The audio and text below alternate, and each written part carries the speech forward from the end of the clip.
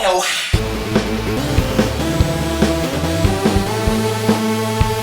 So, supposedly, Nintendo is coming out with a discless system. They filed a patent for a system with no disk drive. People were like, and they were like, this is what an X is gonna be. Bullshit. Objection. And honestly, at first, I was like, I kind of did the same thing. I was like, ah! But then I was like, and I was like, hold on. Just. I was like, wait a second. Just 1 second. Not even 2. I did some research and stuff, and I was like, yeah, this might be a Wii U.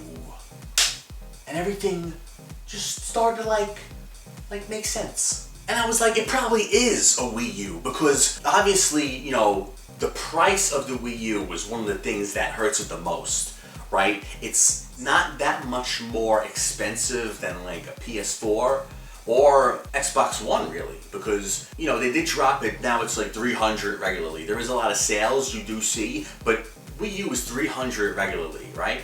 Xbox One, you can get a 500 gigabyte model for $350, $50 more, and you're getting like 8 times the power. Wii U on its own right is great. I love Wii U. A lot of people love Wii U, but if you're like a parent or something, general consumer consensus bullshit, or even just honestly people that, like even gamers can say that, Wii U doesn't have x86 architecture, not easy to port to, a lot of third-party games aren't on there, streaming and recording stuff is a lot easier on these new systems. So they've been trying to lower the price on the Wii U for a while, right? And you might say, why don't they just drop the gamepad? Why don't they just drop the gamepad, put a Pro Controller in there, make the gamepad optional? And I was like, yeah, it's a great idea, but then it hit me and I was like, you know what? A lot of Wii U games, especially earlier ones, you need the gamepad.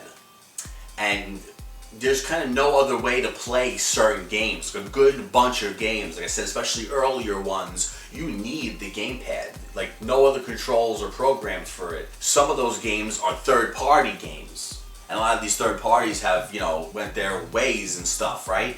And a lot of them aren't going to come back and, they don't even want to waste their time making games for Wii U anymore. A lot of them, and that definitely means they're not going to come back and patch these games to be compatible with Pro Controllers and stuff. So that's one big problem. A lot of these games need the Wii U gamepad. And Nintendo's probably saying, like, a lot of our earlier games, if you don't have the gamepad, a bunch of games you might not be able to use them, you know what I mean? So then you think like, okay, what did Nintendo do with the Wii Mini, right? The Wii Mini was a really super fucking cheap Wii, and they took everything out of it. They took the SD card slot out of it. They took the internet out of it, the wireless, So then I said to myself, since they can't take the gamepad out, really, of the Wii U, NX, I highly doubt they're gonna do a discless system, because hard copies of games, discs, they're not in trouble. In the beginning of the generation, people wanted you to believe that, and they wanted you to believe that iPads were taking over and consoles were going to go away. But then look what PS4 is doing. PS4 is outselling the PS2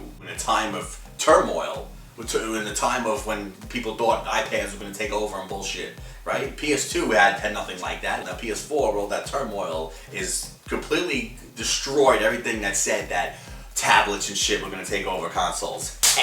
So with consoles and all that stuff, discs are still extremely relevant. And I forgot what article I read, but the amount of discs that sell, it's like they're not in trouble, basically, right? And plus, Nintendo should know that a lot of people don't want an all-digital console. There's room for both, right? There's room for both. And like, I'm not for all-digital stuff. I do like certain things. An all-digital console, if that company goes under and then your system breaks, there's no way to re-download all those games, because that company can be gone one day and all those games are gone. So all digital should never be a thing as far as I'm concerned. But again, I think Nintendo knows that a lot of people still love discs, Look at all the shit on YouTube about collecting and collecting discs, and look at midnight launches. Like people still line up at GameStop in droves, to get their copy of the game and stuff like that.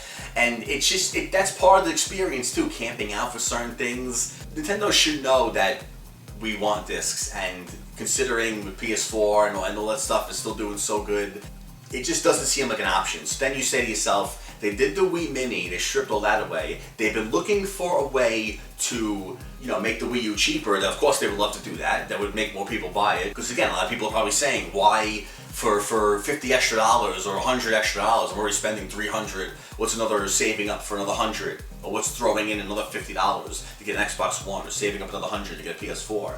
So I'm sure they would love to get the price of Wii U down. So then it hit me. With all that, researching and stuff, I said, yeah, this is probably going to be something similar to what they did with the Wii Mini, but they're not going to like a Wii U Mini, right?